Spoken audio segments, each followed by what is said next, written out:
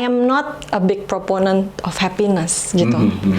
Mungkin bukan orang yang paling tepat untuk ditanya karena menurut saya kebahagiaan bukan sesuatu yang terlalu penting gitu.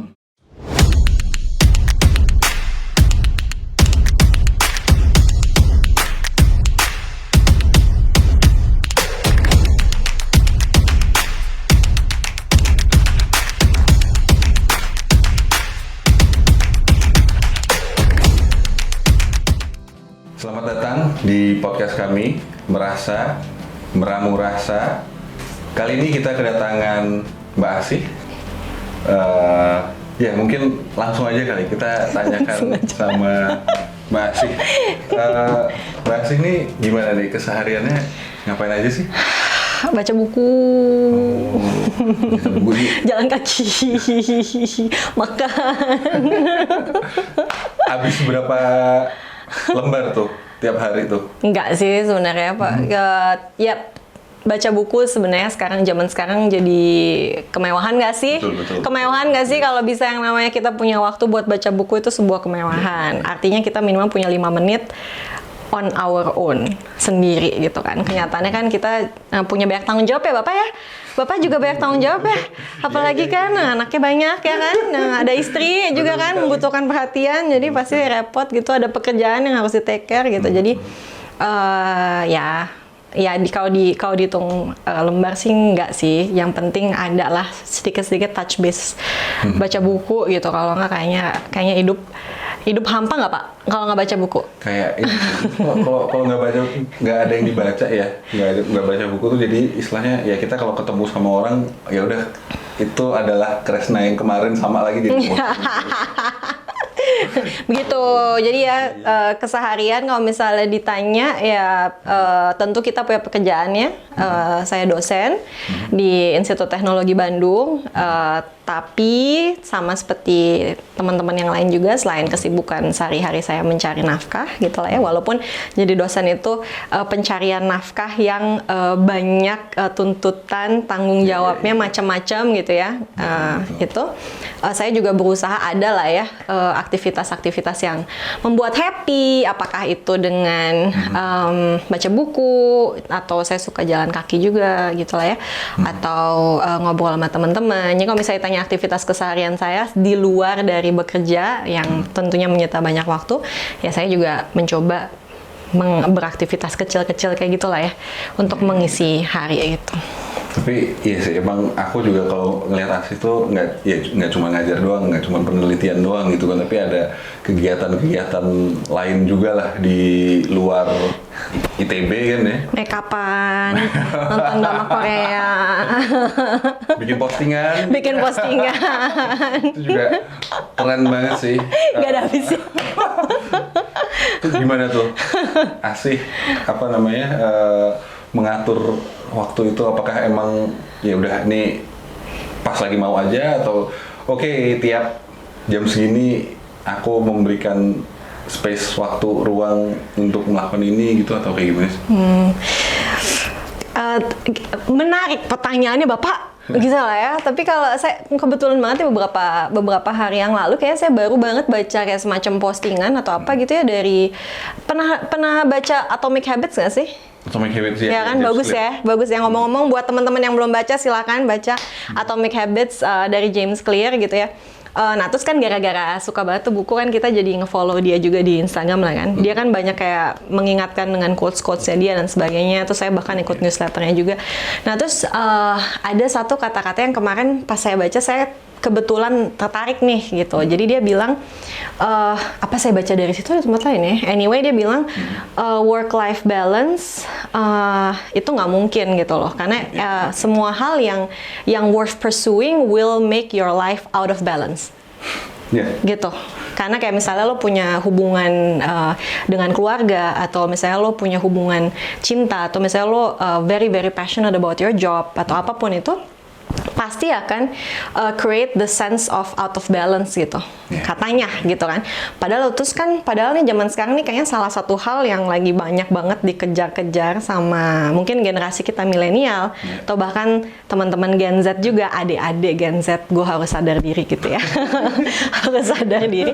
Itu adalah katanya work-life balance gitu, yang kok susah banget gitu buat dicapai. Bahkan menurut saya tadi pertanyaannya Kesna aja juga, gimana cara lo ngatur waktu gitu kan, seolah-olah waktu itu bisa gue atur gitu, tapi emang lo bisa ngatur waktu lo, Bo? Kita menerima waktu doang. Gimana caranya gue ngatur waktu gitu. Jadi gue nggak punya jawaban sih, I don't have an answer to that, karena to be honest, it's a mess.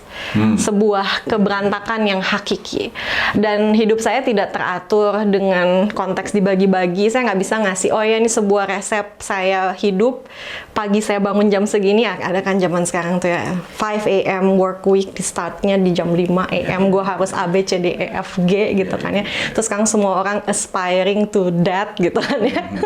Atau misalnya kayak semacam apa ya, zaman sekarang tuh kayak ada kayak set menu life, daily life yang kita mesti worth pursuing tuh bentuknya kayak gimana gitu. Nah, menurut saya ini semua tuh sudah sampai tahap dimana akhirnya karena kita nggak bisa mencapai bangun jam 5 mulai journaling, ada kan atau 15 menit baca buku atau apa gitu lah ya. Ada orang-orang yang mencoba men-share lifestyle mereka seperti itu.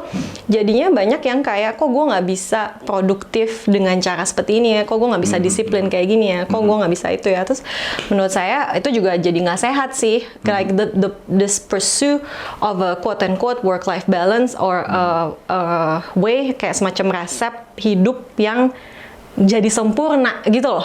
Padahal yang namanya hidup tuh kayaknya ya berantakan aja gitu. Ya nggak ya? Iya, betul-betul berantakan, karena banyak hal-hal yang akhirnya kita ekspektasinya begini, tiba-tiba ekspektasi. Jadi ya istilahnya expect the unexpected aja gitu kan. Iya. Jadi kalau dalam konteks saya nih misalnya dirimu bertanya gitu ya, oke, dan banyak yang nanya sama saya kayak misalnya gimana caranya Bu Asi itu membagi waktu sehingga Ibu Asi itu bisa bekerja secara produktif di kampus gitu kan. Padahal nggak tahu aja, mungkin aja sebenarnya kolega-kolega saya tuh di kampus ngomongin saya nih, Bu Asi nih nggak bener gitu kan. Lo nggak tahu aja kan di sosmed kesannya aja kayaknya gue produktif gitu kan. Mungkin aja itu yang gue jual, tapi atau enggak ya kan. Atau misalnya gimana caranya dia tetap nyelipin nulis, gimana caranya dia baca buku, gimana caranya dia tetap bisa jalan kaki, gimana caranya dia bisa wait a minute gitu. Kayaknya nggak sesempurna itu gitu loh ya.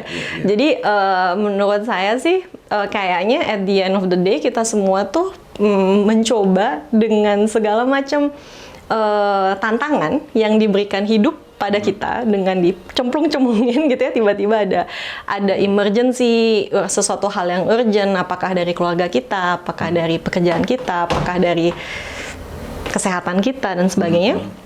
Kita berusaha juggling this in the best way that we can at a given moment,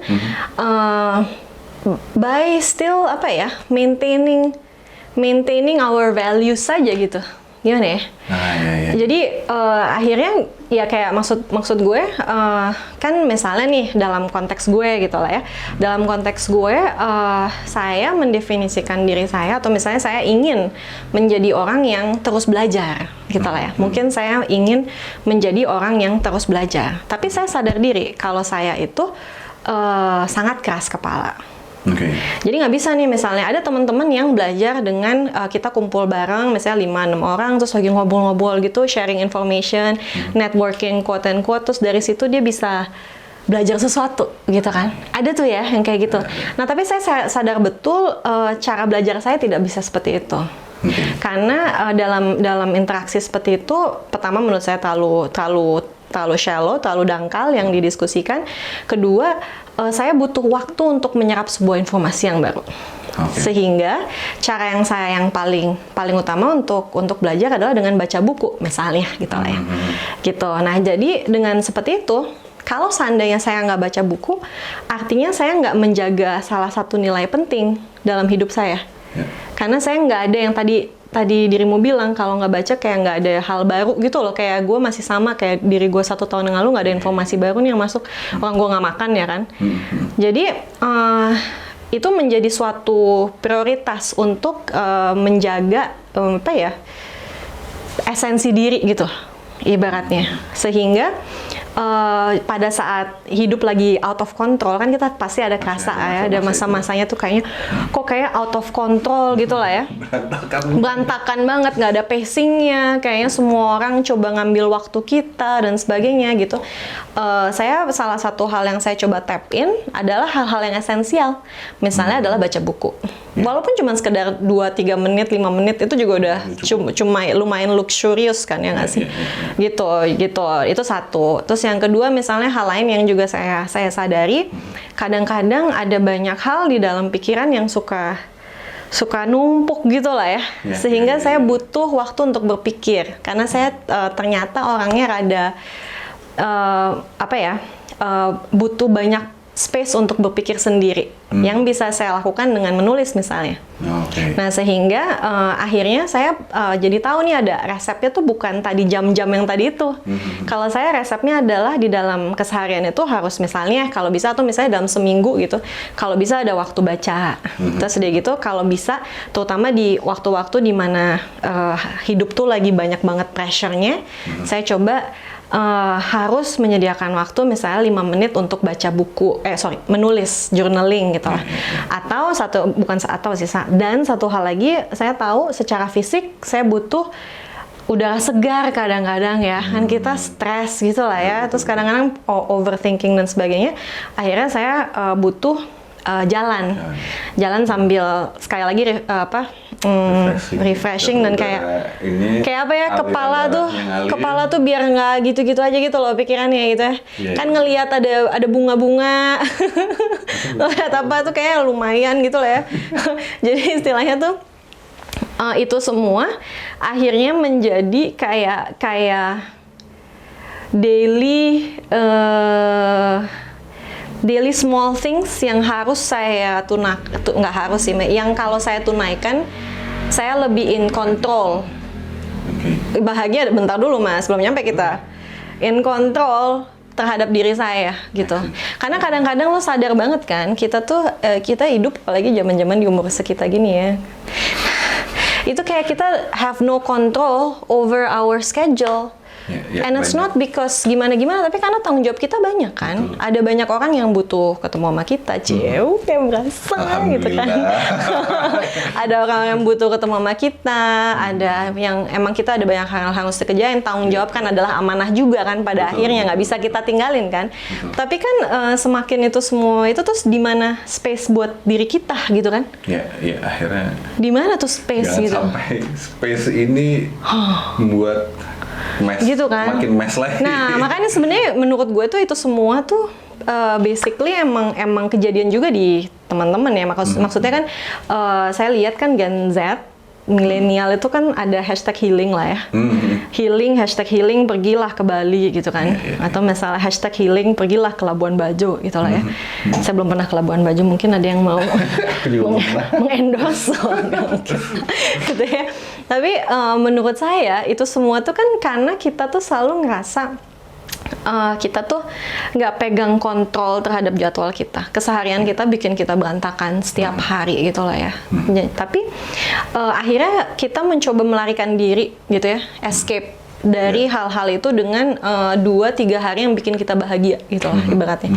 Tapi setelah lo 2-3 hari lo main, refreshing segala macam, lo balik lagi ke kehidupan lo sehari-hari, lo rudet lagi. Ya sih.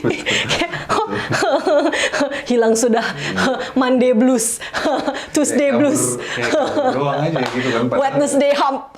Masalah mungkin belum tentu terselesaikan gitu kan. Iya, jadi akhirnya maksudnya pertama di umur sekitar ini usia-usia produktif gitu, saya rasa pasti teman-teman juga banyak yang umur 30-an yang udah ngerasa kayaknya nggak mungkin banget kabur seminggu tuh kayak almost impossible lah. Kalau di dalam konteks saya tuh kayak liburan seminggu tuh udah sebuah luxury yang hampir tidak mungkin saya sentuh gitu lah ya, bisa dapat 2 hari kosong tuh udah luar biasa. Cuman apa ya, akhirnya yang saya sadari gitu ya, yang saya nggak butuh itu juga gitu.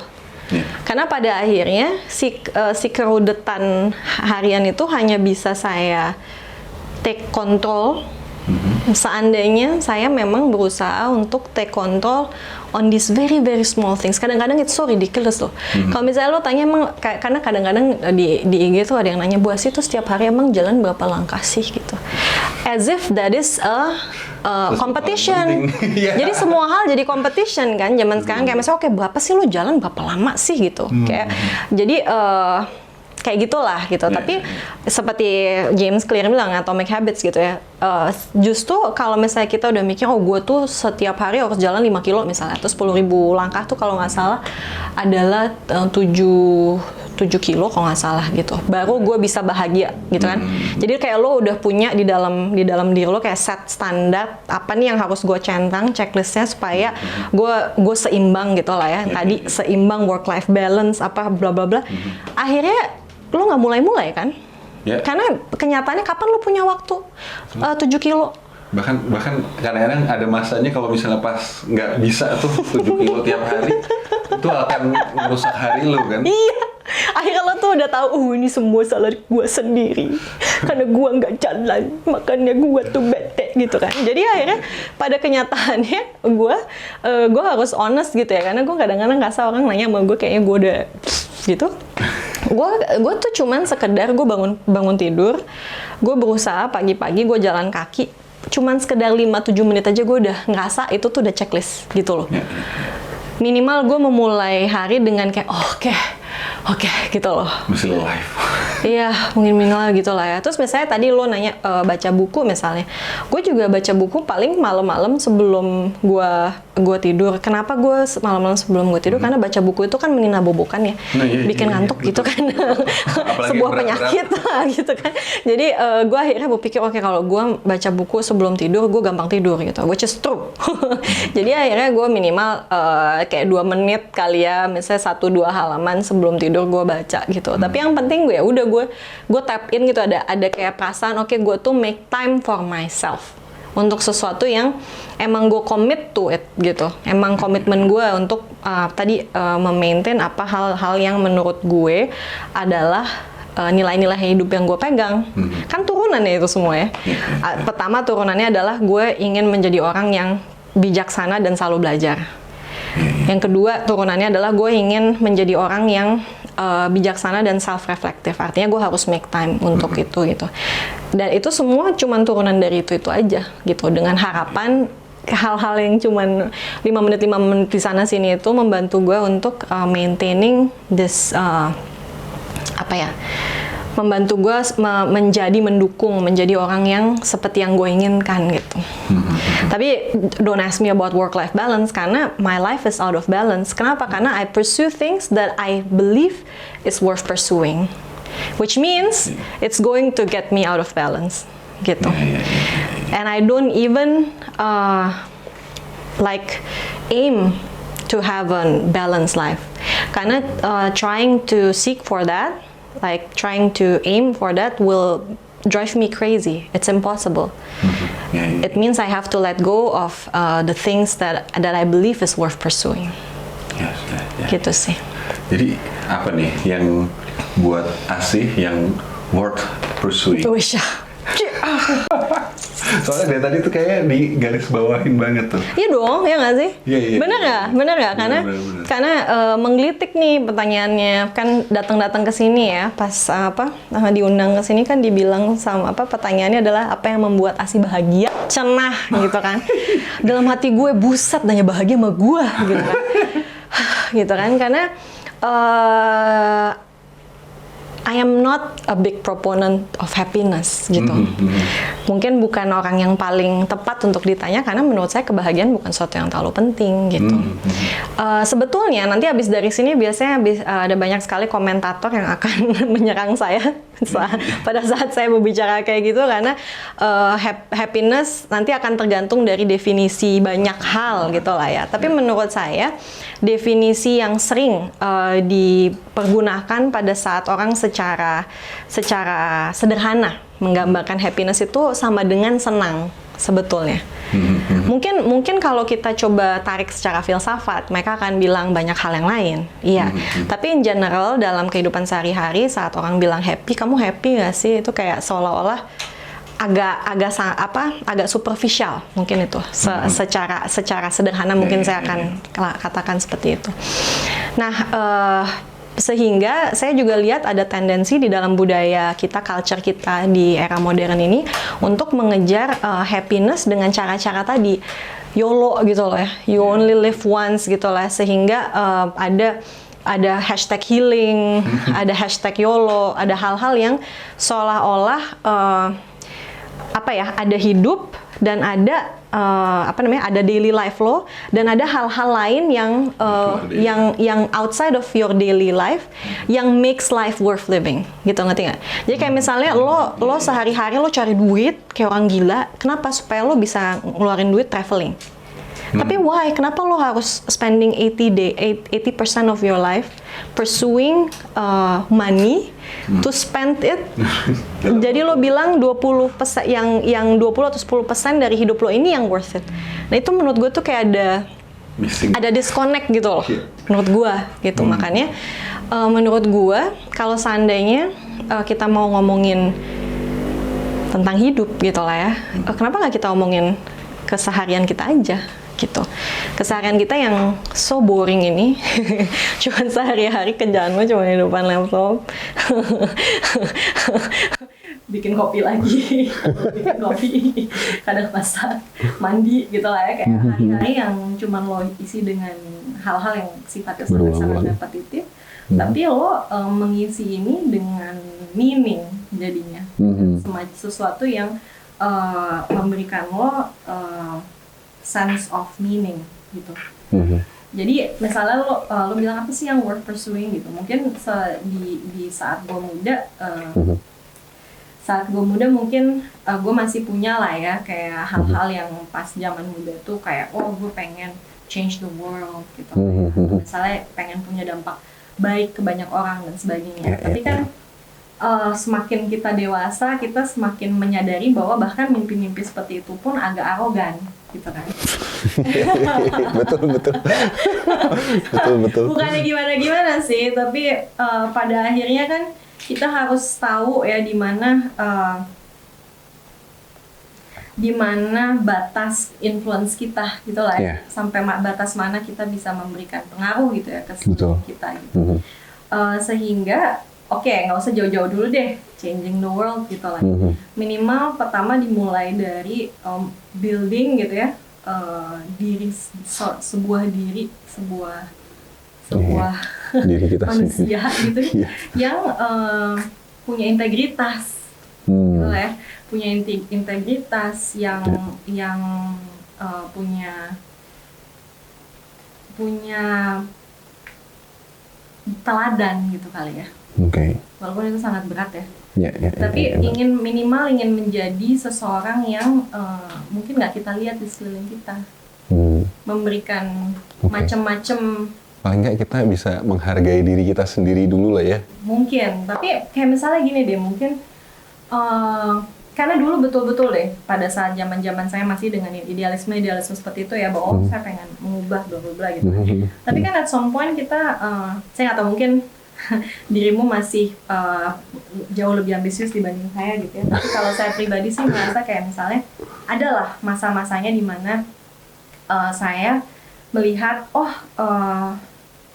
ternyata nggak mungkin nih gitu. Atau misalnya ada masa-masa di mana ada kegagalan yang menyebabkan saya sadar this is the extent of my ability gitu. Not saying that maybe someday I cannot do more, tapi kita kayak harus retrieve, sadar, self reflection, sebenarnya gue tuh posisinya sekarang ada di mana gitu kan, macam itu.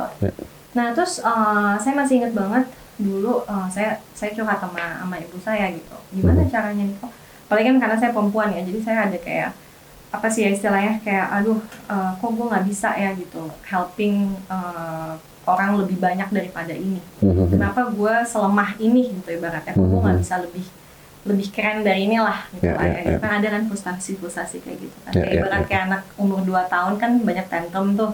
Gara-garanya dia antara apa yang dia pikir dia bisa dengan apa yang benar-benar dia bisa tuh ada gap gitu kan.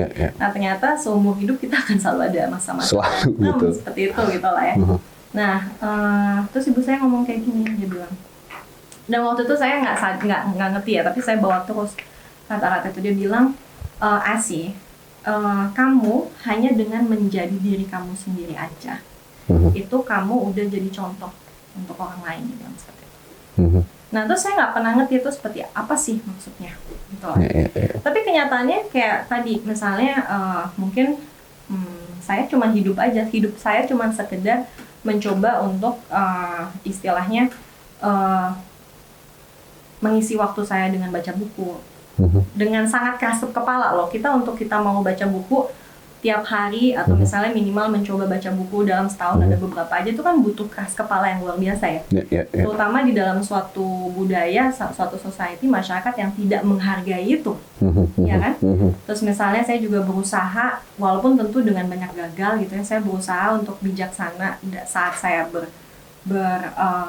bicara dengan orang lain, saat saya mencoba men-treat orang lain itu saya penuh dengan gimana cara supaya nggak nyakitin dia atau apa gitu. Semua turunan dari nilai-nilai hidup saya gitu lah ya. Atau misalnya saya berusaha untuk pada saat saya ada pekerjaan, walaupun pekerjaan sekecil apapun, saya berusaha untuk give my best misalnya. Cuman sekedar kalau di dunia dosen misalnya jadi ngajar, walaupun mahasiswa-mahasiswa saya bentuknya kayak flat-flat aja setiap saya ngajar gitu, tapi saya tetap berusaha setiap minggu saya berusaha mencoba mencari metode ngajar yang lebih baru, atau gimana cara supaya membuat mereka lebih paham suatu konsep, hal-hal yang di ujungnya nggak ada yang appreciate gitu, ya kan? Tapi itu kita bergulat dengan diri kita sendiri, dengan cara-cara kita sendiri untuk maintaining a sense of integrity. Itu tuh ternyata dilihat orang gitu. Ternyata itu tuh dilihat orang. Atau misalnya saya sebagai perempuan, mungkin saya baru menikah baru-baru ini di usia 30, berapa ya? Gue umurnya berapa sih? Gue sekarang 30 sih, gue nikah umur 33 lah ya gitu. Bahwa saya menikah cukup telat gitu lah misalnya, atau bahwa saya dengan pasangan sama-sama mengejar mimpi di tempat yang berbeda. Hal-hal yang tidak konvensional tidak konvensional, itu ternyata toh orang lihat gitu, ternyata ada cara hidup yang mungkin berbeda dari standar-standar normal yang selama ini dipaksakan gitu ya, atau dianggap sebagai normalitas di masyarakat, dan ternyata bisa jalan aja gitu ibaratnya gitu kan. Nah mungkin itu yang maksud ibu saya gitu, karena yang namanya kita mencoba memiliki integritas, menjadi diri sendiri, itu tuh nggak gampang, susah banget. Itu pertama lo harus tahu dulu lo tuh siapa. Emang lo tahu lo siapa? Enggak, itu kan awal. Iya, jalanin aja lah. Iya kan? Terus kedua, setelah lo udah tahu nih lo tuh siapa, banyak banget orang yang akan terus mencoba ngasih tahu lo tuh siapa, lo harusnya jadi apa. Iya, betul. Dan di tengah itu semua, dengan segala galau lo, apa gue salah, gue sebenarnya harusnya membuat keputusan A, B, C, D, F, bukan ini dan apa, lo tetap harus maintaining value lo, integritas lo tuh siapa gitu kan. Itu susah banget ya kan. Jadi akhirnya gue berpikir mungkin nyokap gue bener gitu. Jadi pada akhirnya hanya dengan gue mencoba menjadi diri gue sendiri, menjadi diri yang otentik, quote-unquote, itu aja juga udah susah kok.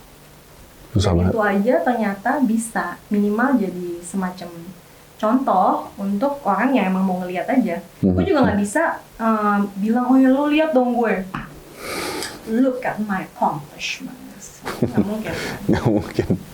Karena juga gue siapa sih kan, enggak. Cuma maksud gue, ya kalau misalnya gue lagi bete atau gue lagi sedih atau gue lagi oh my god apa sih yang gue lakukan, gue pikir sih stop it gitu. Lo di sini emang untuk itu, you're here for that gitu kan, to actually struggle to get through all of these challenges dan berusaha untuk membentuk diri yang lo cita-citakan. Lo ingin menjadi orang yang seperti apa? Gitu. Dan itu adalah the meaning of our life. Itu kali ya. Meren gitu. Ya, mungkin kita karena ya kita masih ya anggapannya masih setengah umur kali ya. Aduh. Juga nggak tahu gitu kan, masih 30-an lah gitu kan. Tapi ya udah lah, yang penting jalanin aja. Kalau misalnya gue sih ngerasa masih seperempat sih. Bagus. Kayaknya quarter life crisis gue nggak beres-beres soalnya. Anxiety itu sebetulnya adalah gift to us humans, karena anxiety actually drives us forward. It makes us want to do better.